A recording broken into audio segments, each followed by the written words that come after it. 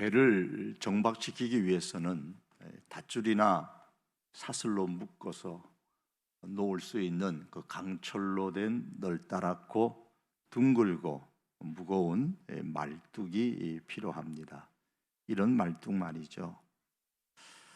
태풍이 불 때는 더더욱더 필요하죠. 우리 인생의 배가 태풍 속에서도 떠내려가 파손되지 않도록 하려면 매우 단단한 강철로 된 이러한 말뚝이 우리에게 필요합니다. 거기에 단단한 밧줄이나 사슬로 묶어 놓아야만 합니다. 그래야 배가 떠내려가지 않고 이렇게 바다에 잘 정박할 수가 있습니다. 우리의 인생을 묶어둘 말뚝은 무엇일까요? 우리의 인생을 묶어둘 말뚝은 죽음은 인생의 끝이 아니다라는 말뚝입니다. 이 말뚝에 단단히 우리의 인생을 묶어두어야 태풍이 몰아쳐도 우리의 인생이라는 배는 안전할 수가 있습니다. 여러분, 그러면 여러분에게, 우리에게 이런 인생의 말뚝이 있으십니까? 죽음은 인생의 끝이 아니다라는 사실을 증명해 주신 분이 예수님이십니다. 예수님은 자신의 부활을 통해서 이 사실을 증명해 주셨습니다. 성경은 말씀합니다. 어찌하여 살아있는 자를 죽은 자 가운데서 찾느냐?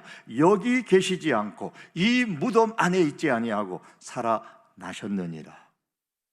예수 그리스도께서 부활하셨기 때문에 우리의 부활 역시 확실합니다.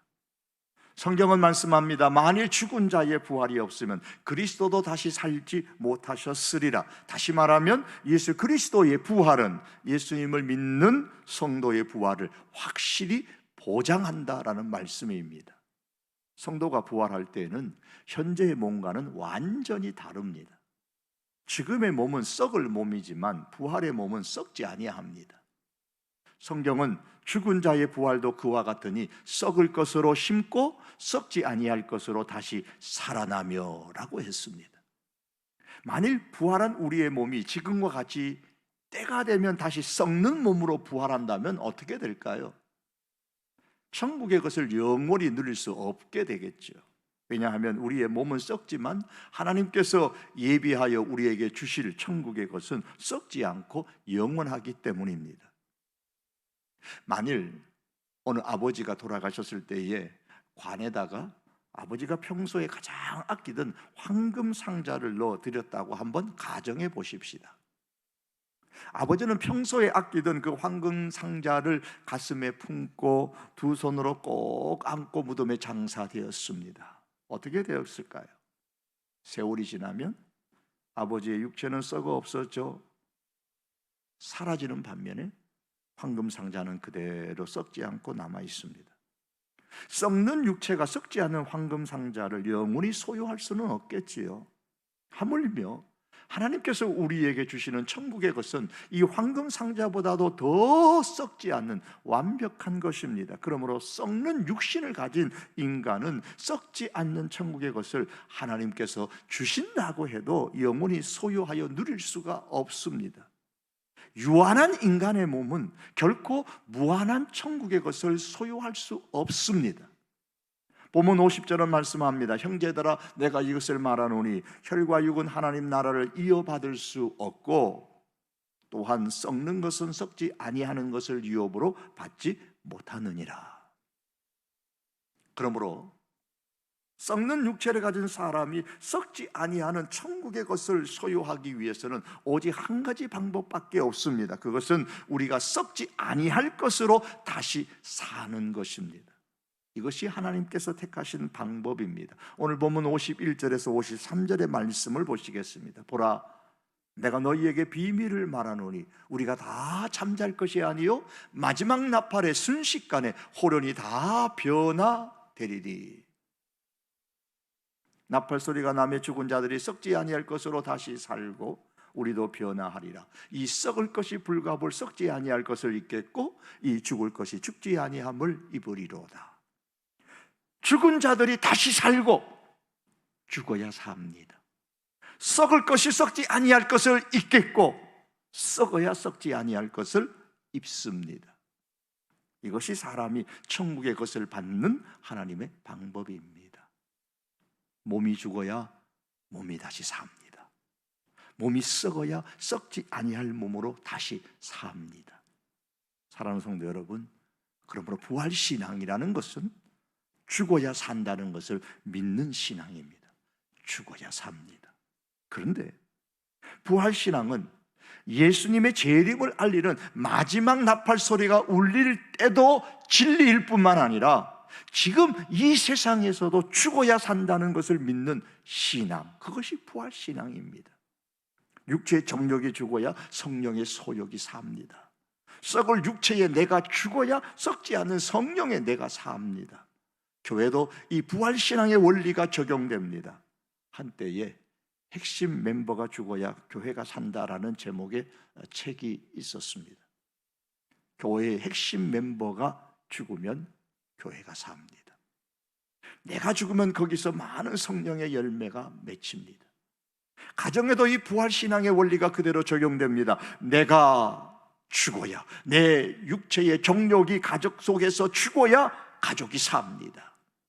내가 가정에서 죽으면 많은 생명의 열매가 가족들 가운데서 맺힙니다. 사랑하는 성도 여러분, 죽어야 삽니다. 그러므로 죽는 것은 결코 실패가 아닙니다. 내가 누군가에게 진다고 해서 그것이 결코 지는 것이 아닙니다. 썩는 것이 지는 것이 아닙니다. 그것은 이기는 것이고 승리하는 것입니다. 왜냐하면 내가 죽을 때에 예수님의 부활의 새 생명을 공급받을 수 있고, 내가 썩을 때에 예수님의 부활의 새 생명을 공급받기 때문입니다. 19세기의 유명한 시인인 롱페울로우는 인생의 쓰라린 경험을 참 많이 했던 사람입니다. 아내가 젊어서 오랫동안 앓다가 죽었고, 재혼한 아내마저도 몇 년 안 되어서 부엌에서 심한 화상을 입고 앓다가 또 세상을 떠났습니다. 롱페올로가 75세가 되어서 그의 임종이 가까웠을 때에 한 기자가 그에게 물었습니다. 선생님은 두 부인의 사별뿐만 아니라 많은 고통을 겪으며 살아오신 것으로 아는데 그런 환경에서 어떻게 그토록 아름다운 시들을 쓸 수가 있었습니까? 그때 롱펠로우는 마당에 보이는 사과나무를 가리키며 말합니다. 저 나무가 나의 스승이었습니다. 저 사과나무는 매우 늙었습니다. 그러나 해마다 꽃이 피고 열매가 맺힙니다. 옛 가지에서 새 가지가 조금씩 나오기 때문입니다. 나도 생명의 주 예수 그리스도에게서 새 생명을 계속 공급받기 때문에 인생의 새로운 꽃을 피우고 열매를 맺으며 살아왔습니다 라고 대답했습니다. 그렇습니다. 부활이 있는 곳에는 새 생명이 공급되기 때문에 죽음이 물러가고 승리가 있습니다.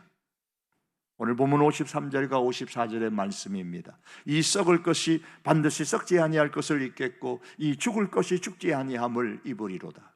이 썩을 것이 썩지 아니함을 입고 이 죽을 것이 죽지 아니함을 입을 때에는 사망을 삼키고 이기리라고 기록된 말씀이 이루어지리라. 이 썩을 것이 썩지 아니함을 입고 이 죽은 것이 죽지 아니함을 입을 때, 이 말씀은 부활을 말합니다. 부활의 때에 마치 자동차가 짙은 안개 속으로 사라지듯 사망은 사라지게 되고 마침내 성도는 예수님이 공급하시는 그 생명으로 말미암아 승리를 얻게 된다라는 말씀입니다. 그런데 이 승리는 우리에 의한 승리가 아니라 57절의 말씀처럼 그리스도를 통하여 우리에게 주신 승리입니다. 예수님은 우리에게 이 승리를 주시기 위하여 잠시 죽음의 무덤에 들어가셨다가 다시 무덤에서 나오셨습니다. 예수님은 그렇게 부활하심으로써 사망을 패하시고 승리하셨습니다. 따라서 예수님을 믿는 우리 역시도 부활로 말미암아 사망을 패하고 승리하게 될 것입니다. 이 사실을 참으로 확신한다면 부활을 믿는 성도인 우리는 부활신앙의 증거를 갖고 살아야 합니다. 부활신앙의 증거는 첫째로 더 이상 육체의 죽음을 두려워하지 않는 것입니다. 죽음은 더 이상 성도의 공포의 대상이 되지 않습니다. 이것은 마지막 인생이 우리에게 주는 죽음뿐만 아니라 현재의 삶의 순간순간 속에서 육체의 정력이 죽는 것도 마찬가지입니다. 맥스 루카이도라는 사람이 쓴 글에 보면 브라질에서 전해 내려오는 한 선교사의 이야기가 있습니다. 밀림 속 오지에 있는 인디언 부족들을 향하여 선교했던 어느 선교사의 이야기입니다. 그 부족은 큰 강 근처에 살았습니다. 그런데 전염병 때문에 하루가 다르게 부족 사람들이 죽어 나가게 되었습니다. 밀림의 다른 쪽에는 병원이 있어서 선교사는 그들을 병원에 데려가 치료와 예방접종을 받는 것이 유일한 희망이라 여겼습니다. 그러나 병원에 가려면 강을 건너야 되는데 그 인디언 부족은 강을 건너는 것을 두려워했습니다. 강에는 악령이, 악한 영이 산다고 믿었기 때문입니다. 그래서 그 강을 건너다가는 다 죽는다는 거예요. 그들에게 있어서 강을 건너는 것은 곧 죽음을 의미했습니다. 선교사는 여러 차례 다양한 방법으로 시도를 했지만 번번이 실패를 했습니다. 아니라고, 강을 건너도 된다고. 그러나 요지부동이었습니다. 마침내 부족민들을 다 데리고 강가로 가서 자신이 직접 몸을 강물에 담그고 반대편을 건너가서 선교사는 승리의 주먹을 들어 올렸습니다. 봐라! 강을 건너도 내가 죽지 않았지 않느냐? 나 살았어. 그 모습을 본 인디언 부족들은 환호하며 그렇구나. 그래서 그의 뒤를 따라 강을 건너갔다라는 이야기입니다. 사랑하는 성도 여러분, 우리 예수님은 부활로 죽음의 강을 건너고 승리의 주먹을 높이 올려 드셨습니다. 그러므로 예수님을 믿는 우리 역시 부활로 말미암아 죽음의 강을 건너게 될 것입니다. 예수님은 부활로 말미암아 소리쳤습니다. 봐라! 죽음의 강을 건너도 결코 죽지 않는다. 끝이 아니다 라고 외치셨습니다. 그러므로 사랑하는 성도 여러분, 우리가 참으로 부활의 신앙을 믿는다면 죽음을 결코 두려워하지 마십시다. 죽음은 하나님께서 준비하신 천국 잔치에 참여하는 순간입니다. 죽음의 강을 건넜을 때에 거기에는 하나님께서 준비하신 천국 잔치가 있습니다. 이 천국 잔치는 부활 신앙을 가진 사람만이 참여할 수 있습니다. 그러므로 부활 신앙으로 승리에 대한 확신을 가지고 죽음에 대한 두려움을 떨쳐버리고 오히려 감사하며 오늘을 살 수 있기를 바랍니다. 오늘 본문의 바울은 이렇게 고백합니다. 우리 주 예수 그리스도로 말미암아 우리에게 승리를 주시는 하나님께 감사하노라. 또한 부활신앙의 증거는 흔들리지 않고 힘써 부활의 증인이 되는 것입니다. 부활의 증인으로 살아가는 거예요. 세상에 부활보다 더 기쁜 소식이 어디 있겠습니까? 다시 살아난 것보다 더 기쁜 소식은 없는 겁니다. 최고로 기쁜 소식을 들었을 뿐만 아니라 직접 경험을 했는데 어찌 우리가 소개하지 않을 수 있겠습니까? 부활의 소식은 어떤 최고의 맛집을 알고 소개하는 것과 비교가 되지 않습니다. 맛집을 알아도 소개하는데 부활의 소식을 알고 믿으면서 어찌 소개하지 않을 수 있겠습니까? 성경은 말씀합니다. 58절입니다. 그러므로 내 사랑하는 형제들아 견실하며 즉 굳게 서서 흔들리지 말고 항상 주의 일에 더욱 힘쓰는 자들이 되라. 이는 너희 수고가 주 안에서 헛되지 않은 줄을 알미니라. 부활신앙에 굳게 서서 흔들리지 말고 주님의 일에 더욱 힘쓰라고 했습니다. 어느 작은 도시의 교회인데 교인의 숫자가 매년 줄어들었습니다. 해마다 줄었어요. 그 해도 부활절 예배를 끝내고 교인들과 인사를 나눈 다음에 교회 현관 앞에서 담임 목사님이 거리를 멍하니 바라보았습니다. 교인들이 사라진 그 거리를 말입니다. 목회 생활 10년째인 그는 자신을 잃고 목회를 계속해야 하는가 중단해야 하는가 하는 깊은 고민에 빠져 있었습니다. 그때 길을 멍하니 바라보는 중에 꽃을 파는 할머니가 가까이 오고 있었는데 무척 그 모습이 즐거워 보였습니다. 목사님이 그 할머니에게 물었어요. 할머니, 걱정거리는 하나도 없어 보이네요. 그러자 할머니가 말씀합니다. 걱정요? 내 나이가 되면 트럭 100대에도 다 못 실을 걱정이 생긴답니다. 그런데 어떻게 그렇게 즐거운 낯으로 꽃을 팔고 다니세요? 다시 물었어요. 그러자 말합니다. 나는 괴로울 때 예수님의 사흘을 생각해요. 그러면 기운이 난답니다. 예수님의 사흘이라뇨? 그거 있잖아요.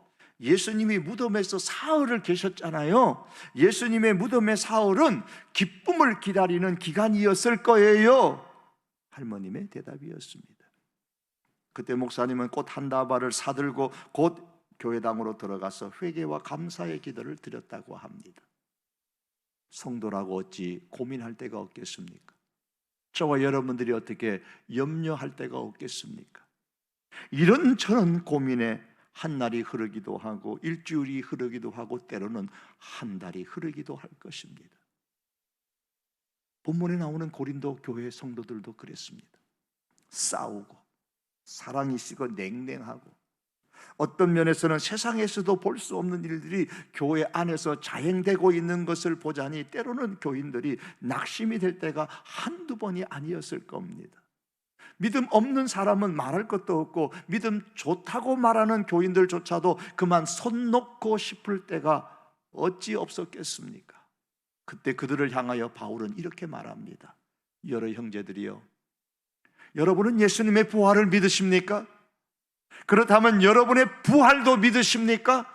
잘하셨습니다. 만일 여러분이 여러분의 부활을 믿는다면 흔들리지 마십시오. 실망되는 일이 교회 안팎에서 일어난다고 할지라도 그러면 그럴수록 주의 일에 항상 더욱 힘쓰므로써 여러분이 믿고 있는 부활신앙을 증명하십시오. 이것이 오늘 본문에서 바울이 고린도 교회 교인들을 향하여서 던졌던 말입니다. 오늘 본문 58절에서 바울이 말하는 주의 일이란 아주 다양하게 우리가 해석할 수 있습니다. 그러나 우리가 복음서를 통해서 그리고 바울의 삶을 통해서 볼 때에 부활신앙을 믿는 사람이라면 누구나 빼먹지 말고 감당해야 할 주의 일이 있는데 그것은 예수님의 부활을 증거하는 증인의 삶을 살아가는 것입니다. 예수님의 행적을 기록한 공간복음 마태, 마가, 누가복음서를 찬찬히 읽어보시면 부활하신 예수님께서 부활하신 이후에 한결같이 마지막으로 부탁하신 주님의 일은 부활의 증인이 되라, 복음을 전파하라 라는 것이었습니다. 그런데 이 복음서를 읽어보면 아주 이상한 것이 있어요. 부활하신 예수님은 자신의 부활의 모습을 부활하기 이전에 살았던 그 삶처럼 성전에서, 회당에서, 갈릴리 바다에서, 예루살렘에서 저 멀 북부의 갈릴리까지 오르내리시면서 많은 사람들에게, 수만 명의 사람들에게 보여주시지 아니하시고 아주 소수의 사람들에게만 자신의 부활한 모습을 나타내 주셨습니다. 만일 예수님께서 부활하신 이후에 40일 동안 이 땅에 거하시면서 그냥 예루살렘에서부터 저 갈릴리까지 오르내리시는 중에 수많은 사람들에게 활보하며 자신의 부활을 이렇게 부활의 모습을 보여주셨다면 더 이상 그의 제자들은 예수님의 부활의 증인이 될 필요가 없었을 겁니다. 그냥 사람들이 보고 다 믿었을 테니까요. 그러나 예수님께서 그렇게 하지 아니하시고 그의 소수의 사람들에게만 부활하신 자신을 드러내신 것은 너희가 부활을 믿고 너희가 부활을 선포하고 너희가 부활의 증인으로 살아라 라는 말씀인 겁니다. 이를 위해서 소수의 사람들에게만 보여주셨습니다. 오늘날도 마찬가지입니다. 성도 여러분, 세상의 모든 사람들에게 예수님 자신의 부활을 믿게 하지 아니하시고 오늘 우리들에게 특별히 부활을 믿게 하신 이유는 부활을 선포하고 우리가 부활의 증인을 소해 삶에 더욱 힘쓰는 사람이 되라라는 주님의 뜻입니다. 그러므로 여러분, 우리가 다양한 주님의 일에 힘쓰는 중에 특히 예수님의 부활의 증인의 삶을 통해서 내가 부활신앙을 갖고 있다라는 이 증거를 드러내며 살아가는 우리들이 될 수 있기를 바랍니다. 우리가 그렇게 꼭 해야만 합니까? 그렇게 해야 할 이유가 무엇입니까? 이 땅의 삶이 다가 아니기 때문입니다.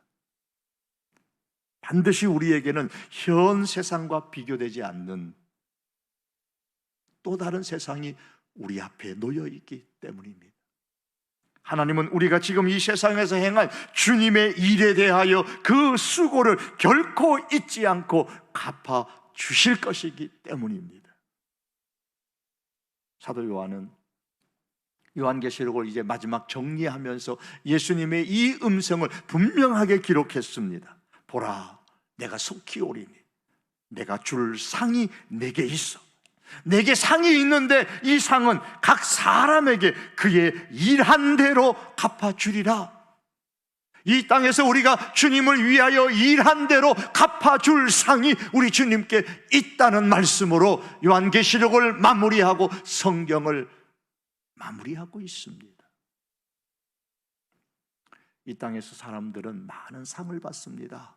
유치원에서부터 받는 상, 제가 받았던 상 가운데서 가장 기억에 남는 상은 출석상, 그렇죠? 결석하지 않는 사람에게 주는 상. 요즘은 이 상을 참 더 많이 주는 것 같아요. 이렇게 해서 상 주고 저렇게 해서 상 주면 참 격려하고 용기를 많이 북돋아 줍니다. 사람들이 받는 상 중에서 그래도 가장 명예로운 상이 노벨상이 아닐까 싶습니다.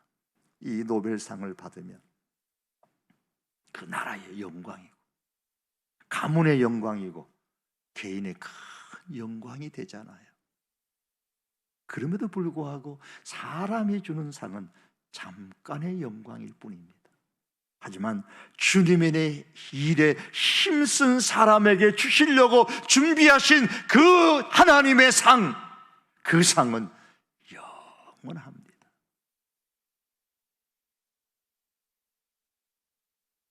말씀을 맺겠습니다. 사랑하는 성도 여러분, 여러분의 인생을 묶어둘, 아니 우리의 인생을 묶어둘 말뚝은 무엇입니까? 태풍에도 흔들리지 않은 인생의 배를 고요하게 안전하게 정박시켜 줄 수 있는 말뚝은 무엇입니까? 죽음은 끝이 아니다 라는 말뚝에 우리 인생을 단단히 묶어두고 살 수 있기를 바랍니다. 롱펠로우는 이렇게 인생을 노래했습니다. 인생은 진실, 인생은 진실한 것, 무덤이 그 목표가 아니다. 그렇습니다. 성도의 인생의 목표는 무덤이 아닙니다. 부활 이후의 저 천국입니다. 성도의 인생의 목적지는 무덤이 아닙니다. 천국입니다. 그러므로 고난과 슬픔의 무덤이 우리를 엄습해 올지라도 무덤 속에서 사흘을 기쁨으로 기다리던 그 예수님의 기쁨을 우리가 기억하고 부활신앙의 증거를 가지고 오늘을 살아가십시다. 다시 말하면 더 이상 육체의 죽음을 두려워하지 않고 사는 모습으로 부활신앙의 증거를 보여주며 살아가십시다. 인생의 마지막에 가는 그 죽음에 있어서 두려워하지 않을 뿐만 아니라 매 순간 우리가 주님의 일을 하는 교회 속에서, 우리가 가정 속에서 내 육체의 정욕이 죽는 것조차도 두려워하지 아니하며 살아가는 이 부활신앙의 증거를 가지고 살아가십시다. 또한 천국에 갈 때까지 이 땅에서 부활신앙에 굳게 서서 흔들리지 아니하고 힘써 주의 일, 특별히 부활의 증인이 되어 살아가는 모습으로 부활신앙의 증거를 보여주며 살아가는 우리들이 될 수 있기를 주님의 이름으로 축복합니다. 기도드립니다.